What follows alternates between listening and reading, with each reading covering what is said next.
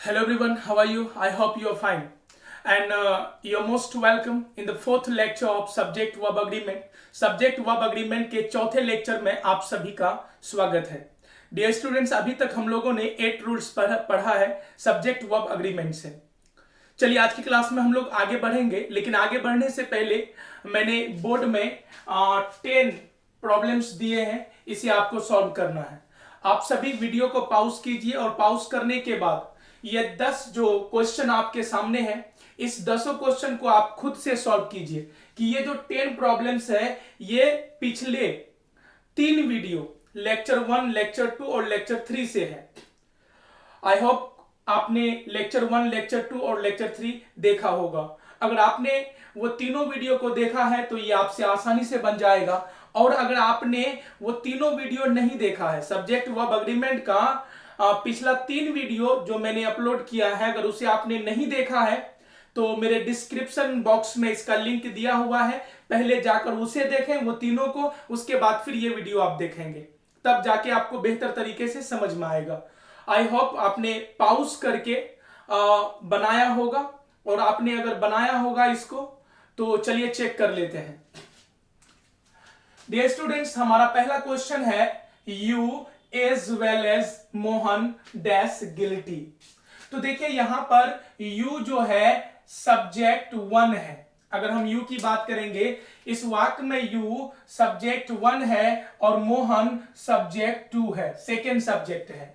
तो you as well as Mohan मतलब subject 1 और सब्जेक्ट 2 दो सब्जेक्ट एज वेल एज से जुड़ा हुआ है. हमने आप लोगों को रूल लिखाया था, when two subjects are joined by as well as with, along with, together with.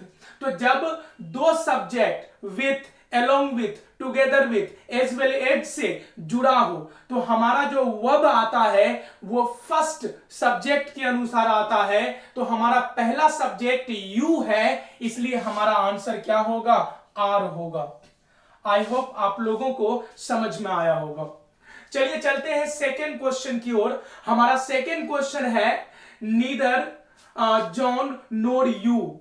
यहां पर देखिए जॉन नोर यू, इसमें जॉन सब्जेक्ट फर्स्ट है और you subject second.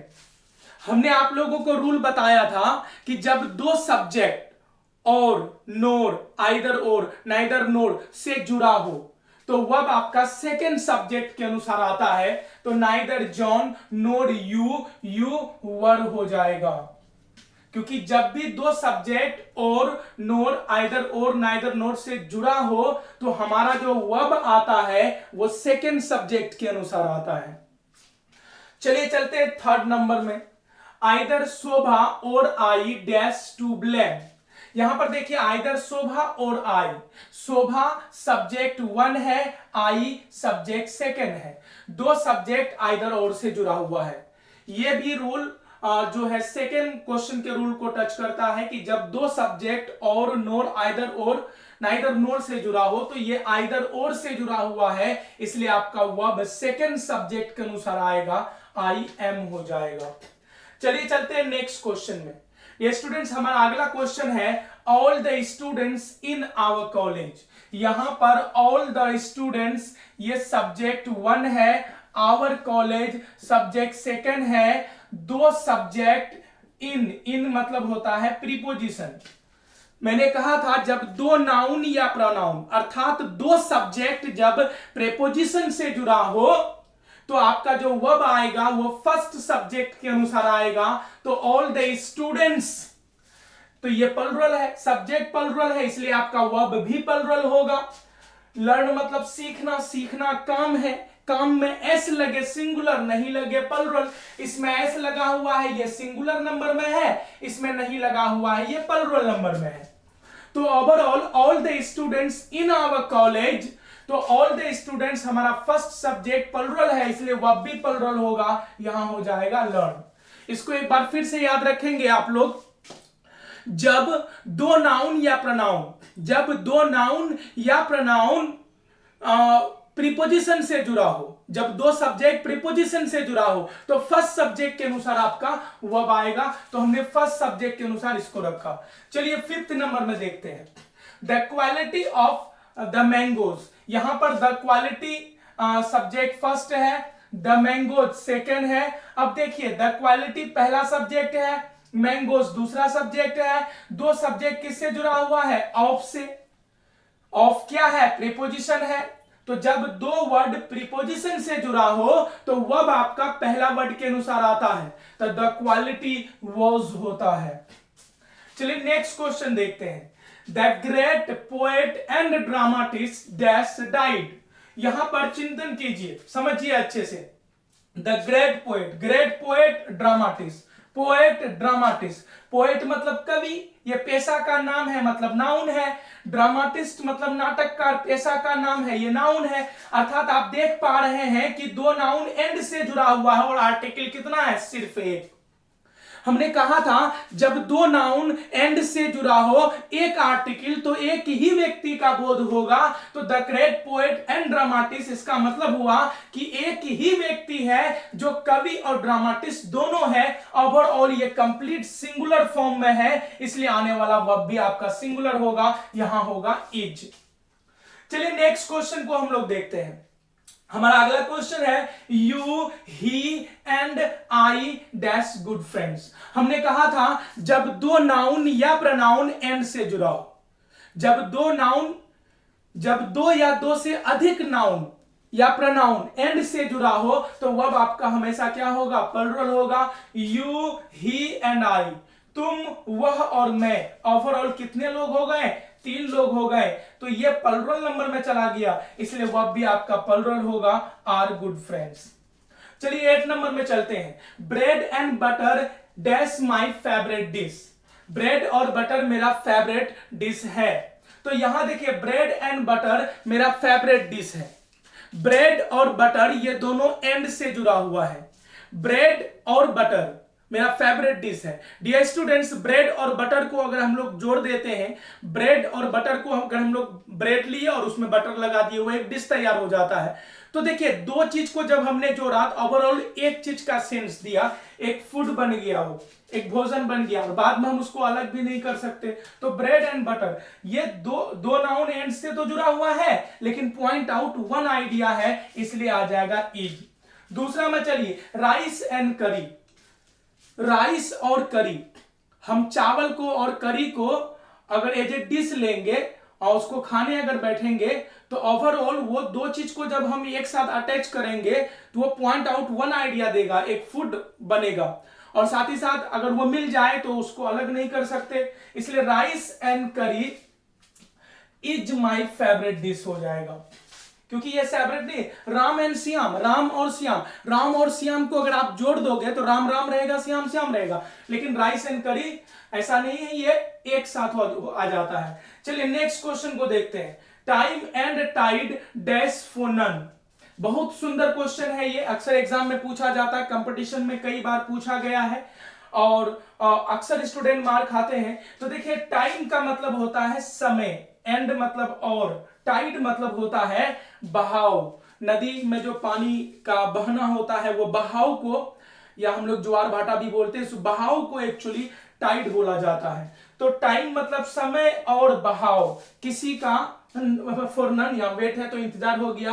Time and tide wait for none, समय और बहाव किसी का इंतजार नहीं करता, समय को और बहाव को।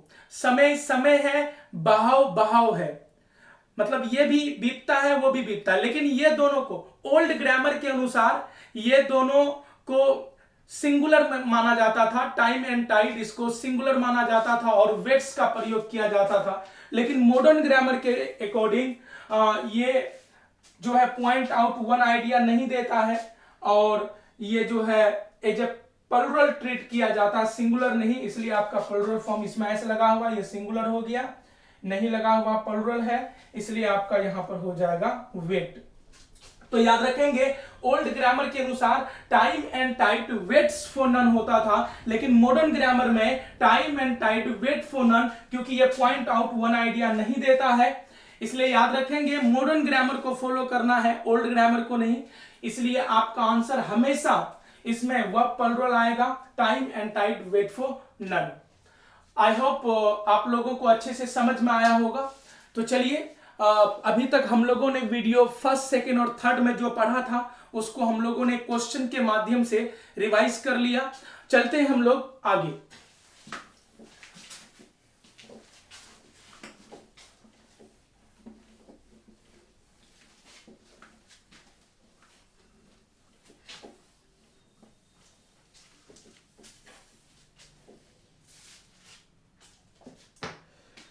तो स्टूडेंट्स अभी तक हम लोगों ने रूल नंबर 8 तक पढ़ा। आज हम लोग आगे बढ़ेंगे रूल नंबर 9 के साथ। तो चलिए सब्जेक्ट वर्ब अग्रीमेंट में आज हम लोग रूल नंबर 9 पढ़ते हैं। रूल नंबर 9 में समझिएगा, हम लिखेंगे all the nouns which have two parts.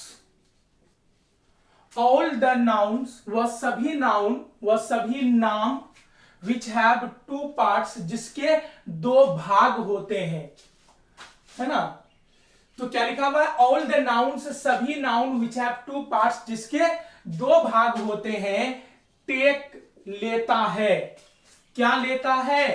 तो लेगा प्लूरल वर्ब। वह सभी नाउन जिसके दो भाग होते हैं, वह सभी नाउन जिसके दो भाग होते हैं, वो प्लूरल वर्ब लेगा। जैसे फॉर एग्जाम्पल अगर हम बात करेंगे PANTS, पैंट्स, हम जो पैंट पहनते हैं, पैंट की अगर बात करोगे डियर स्टूडेंट्स, मान लेते हैं हमें थोड़ा सा स्केचिंग कर रहा हूं, उतना बेहतर अगर नहीं हो, जैसे मान लेते हैं कि ये है आपका पैंट, ये अगर पैंट है मान लेते हैं, तो ये पैंट है, तो आप देख रहे होंगे कि इसके दो पार्ट हैं, एक पार्ट दो पार्ट। तो वह सभी नाउन जिसके दो पार्ट हो, पैंट ले लीजिए। उसके बाद सीजर्स, सीजर्स मतलब होता है कैंची, कैंची के भी दो पार्ट होते हैं। उसी तरह होता है TONGS, टोंग्स मतलब होता है चिमटा, कुछ पकड़ने के लिए जो यूज होता है। उसी तरह ग्लासेस, ग्लासेस का मतलब होता है चश्मा, चश्मा को ले लो, जैसे ये आपका चश्मा हो गया, तो ये एक पार्ट हो गया, ये दूसरा पार्ट हो गया, है ना। तो पैंट हो गया, सीजर्स हो गया, टोंग्स हो गया, ग्लासेस हो गया, पैजामा हो गया, पैजामाज हो गया। तो ओवरऑल डियर फ्रेंड्स आप देख रहे हैं कि शूज भी ले लीजिए, जूता, जूता जनरली उसके दो पार्ट होते हैं। चलिए, तो ऑल द नाउन, सभी noun which have two parts, जिसके दो पार्ट होते हैं, टेक प्लूरल वर्ब। पैंट को देखोगे, इसके दो पार्ट होते हैं, सीजर्स के भी दो पार्ट होते हैं, कैंची का, टोंग का भी दो पार्ट होता है, ग्लासेस का भी, पजामा का भी, शूज का भी, ETC एटसेट्रा। मतलब वह सभी नाउन जो दो भागों में रहता है, वह सभी नाउन जो दो पार्ट में रहता है, वो प्लूरल है, ये सभी प्लूरल कहलाता है। इसलिए आपका आने वाला जो वर्ब है वो भी क्या होगा? प्लूरल नंबर में ही होगा। एग्जाम्पल में आप देख सकते हैं, फॉर एग्जाम्पल जैसे माई सीजर्स डैश शार्प, माई सीजर्स डैश शार्प, तो यहां इज होगा या आर। डियर स्टूडेंट, सीजर्स का मतलब कैंची, और कैंची के दो पार्ट होते हैं, एक दो, तो सीजर का मतलब हुआ कैंची, और कैंची के दो पार्ट होते हैं, इसलिए ये प्लूरल है। आने वाला वर्ब भी क्या हो जाएगा? Plural. My scissors are sharp. उसी तरह और भी, जैसे मान लेते हैं my shoes dash costly, my shoes dash costly, यहां पर इज होगा या आर। शूज की अगर बात करेंगे, जूता की अगर बात करेंगे, तो डियर स्टूडेंट्स जूता भी दो पार्ट में होता है। जूता की अगर बात करेंगे तो ये दो पार्ट में होता है, इसके दो भाग होते हैं, तो माई शूज आर कॉस्टली हो जाएगा। Any problem? तो वह सभी नाम जो दो भागों में रहेगा, वह सभी नाम जिसके दो भाग होंगे, वो वर्ब हमेशा प्लूरल लेगा। इसी में एक नोट हम लोग पढ़ेंगे ना, ऐसे नामों से पहले ए पेयर ऑफ लगा, ऐसे नामों से पहले ए पेयर ऑफ लगा देने से वर्ब सिंगुलर, लगा देने पर वर्ब सिंगुलर लेगा। समझिए, ऐसे नामों से पहले ए पेयर ऑफ लगा देने पर वर्ब सिंगुलर लेगा। ए पेयर ऑफ का मतलब होता है एक जोड़ा। जैसे हमने लिखा, जैसे a pair of scissors about was या were, a pair of scissors dash bout। तो देखिए, सीजर्स के तो दो भाग होते हैं, सीजर्स के दो भाग होते हैं, ये प्लुरल है। लेकिन इससे पहले ए पेयर ऑफ का मतलब होता है एक जोड़ा कैंची, एक जोड़ा, ए पेयर ऑफ एक जोड़ा। तो ए पेयर ऑफ सीजर एक जोड़ा कैंची, 2, 10, 20, 50 नहीं, एक जोड़ा कैंची, एक। तो ये सिंगल को डिनोट कर देता है, अर्थात ये सिंगुलर नंबर में चला जाता है, इसलिए आने वाला वर्ब भी आपका सिंगुलर होता है, वॉच हो जाएगा। उसी तरह a pair of pants, a pair of scissors, a pair of tongs, a pair of glasses, a pair of pajamas, a pair of shoes, जिसमें भी ए पेयर ऑफ लगा दीजिएगा वर्ब आपका क्या हो जाएगा, सिंगुलर हो जाएगा। आई होप आप लोगों को समझ में आया होगा। तो रूल नंबर 9 के बाद हम लोग चलेंगे रूल नंबर 10 में।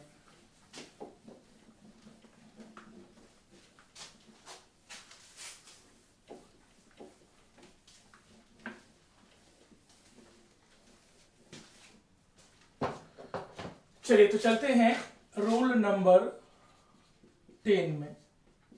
डियर स्टूडेंट्स, आपने सुना होगा सपोजिशनल सेंटेंस के बारे में। सपोजिशनल सेंटेंस का मतलब होता है कल्पना सूची वाक्य। तो डियर स्टूडेंट्स, आपने सुना होगा सपोजिशनल सेंटेंस के बारे में, कल्पना सूची वाक्य के बारे में। ऐसा वाक्य जिससे कल्पना का पता चले। जैसे अक्सर हम बोलते हैं, काश मैं राजा होता, काश वह मेरी रानी होती, काश मेरे पास पैसे होते, नहीं, काश मैं प्रधानमंत्री होता। तो कहने का मतलब सपोजिशनल सेंटेंस, कल्पना सूची वाक्य, ऐसा वाक्य जो केवल कल्पना पर आधारित हो, हकीकत से कोई लेना देना नहीं, कोई वास्ता नहीं। तो सपोजिशनल सेंटेंस मतलब कल्पना सूची वाक्य। ऐसे वाक्य का पैटर्न होता है, ऐसा वाक्य इफ या एज इफ या आई विश या सी विशेष से शुरू होता है। कल्पना सूची वाक्य if, as if, I wish, सी विशेष से शुरू होता है। उसके बाद सब्जेक्ट रहता है। तो इसी सब्जेक्ट के बाद जो वर्ब आएगा वो क्या होगा, तो याद रखेंगे ऑलवेज, ऑलवेज प्लुरल, हमेशा प्लुरल होगा, चाहे सब्जेक्ट सिंगुलर हो या प्लुरल, फर्क नहीं पड़ता है। तो डियर स्टूडेंट्स, अच्छे से समझिए, हम बात कर रहे हैं सपोजिशनल सेंटेंस का, कल्पना सूची वाक्य का। तो मैं बात कर रहा हूं सपोजिशनल सेंटेंस, कल्पना सूची वाक्य का। कल्पना सूची वाक्य, ऐसा वाक्य जिससे कल्पना का पता चले। और याद रखिएगा, कल्पना सूची वाक्य का पैटर्न होता है, बनावट होता है। कल्पना सूची वाक्य इफ या एज इफ या आई विश या सी विशेष या दे विश, है ना, वी विश से शुरू होता है। उसके बाद सब्जेक्ट होगा। तो इस सब्जेक्ट के बाद जो वर्ब होगा वो वर्ब कैसा होगा, तो वह सभी वाक्य जिससे कल्पना का पता चलेगा उसमें वर्ब हमेशा प्लुरल होता है। कल्पना सूची वाक्य में, सपोजिशनल सेंटेंस में वर्ब हमेशा प्लुरल होता है, चाहे सब्जेक्ट सिंगुलर हो या प्लुरल। Any problem? चलिए एग्जांपल देखते हैं। जैसे कहीं पर लिखा हुआ है if I dash a king, was होगा या were. If I dash a king, if मतलब अगर, मैं, आई मतलब मैं, इफ मीन्स अगर या यदि, आई मतलब मैं, यदि मैं एक राजा। तो यदि मैं एक राजा होता, यदि मैं एक राजा होता, तो ओवरऑल ये जो सेंटेंस है ये कल्पना सूची वाक्य है, सपोजिशनल सेंटेंस है, इसलिए वर्ब हमेशा प्लुरल होगा, वर होगा, जबकि आई के साथ वॉज लगता है। कल्पना सूची वाक्य होने के कारण इसमें वर लग गया, क्योंकि इसका पैटर्न ही ऐसा होता है। कल्पना सूची वाक्य if, as if, I wish, सी विशेष से शुरू होता है, सब्जेक्ट हमेशा प्लुरल लेता है। जैसे आई विश सी अ क्वीन, या यहां पर हम दे देते हैं माई वाइफ, वॉज होगा या वर। चलिए, आई विश का मतलब हुआ ये काश, सी वह, माई वाइफ मेरी पत्नी, काश वह मेरी पत्नी होती। तो देखिए सच में है नहीं, या ऐसा होने नहीं जा रहा, काश वह मेरी पत्नी होती, ये कल्पना है, सपोजिशनल सेंटेंस है, वह हमेशा प्लुरल होगा, I wish she were my wife. तो याद रहे सपोजिशनल सेंटेंस में वर्ब हमेशा क्या होगा, प्लुरल होगा। इसी में एक नोट आप लोगों को जानना है, but in conditional sentence verb comes according to subject, but लेकिन इन कंडीशनल सेंटेंस, शर्त सूची वाक्य में, शर्त सूची वाक्य, तो बट लेकिन इन कंडीशनल सेंटेंस, शर्त सूची वाक्य में वर्ब कम्स, वर्ब आता है अकॉर्डिंग टू सब्जेक्ट। कल्पना सूची वाक्य जो कल्पना पर आधारित हो, सच्चाई से कोई लेन देन नहीं हो। शर्त सूची वाक्य हुआ ऐसा वाक्य जिससे शर्त का पता चले, और ये रियलिटी होता है, ये रियल होता है। जैसे एक सेंटेंस लिखते हैं, अगर तुम आओगे तो मैं तुम्हें कलम दूंगा। एक सेंटेंस हमने ले लिया, अगर तुम आओगे तो मैं तुम्हें कलम दूंगा, अगर तुम आओगे तो मैं तुम्हें कलम दूंगा। इसका मतलब तुम आओगे तो दूंगा, नहीं आओगे तो नहीं दूंगा, शर्त है, आओ तो लो, तो ये शर्त का पता चल रहा है। तो अगर तुम आओगे मैं तुम्हें कलम दूंगा। याद है शर्त सूची वाक्य में जो पहला सेंटेंस होता है, मतलब इफ वाला जो सेंटेंस होता है, वो सेंटेंस जो प्रेजेंट इंडेफिनिट टेंस में होता है, और दूसरा वाला जो सेंटेंस होता है वो आपका फ्यूचर इंडेफिनिट में होता है। तो अगर तुम आओगे, इसका मतलब हुआ इफ यू, यहीं पर कम होगा या कम्स, तो यू कम लेगा, इफ यू कम, अगर तुम आओगे, आई शल गिव यू अ पेन। तो इफ यू कम, अगर तुम आओगे, आई शल गिव यू अ पेन। तो ये शर्त सूची वाक्य है, इसमें जो ये वर्ब आता है ये हमेशा किसके अनुसार आता है, सब्जेक्ट के अनुसार।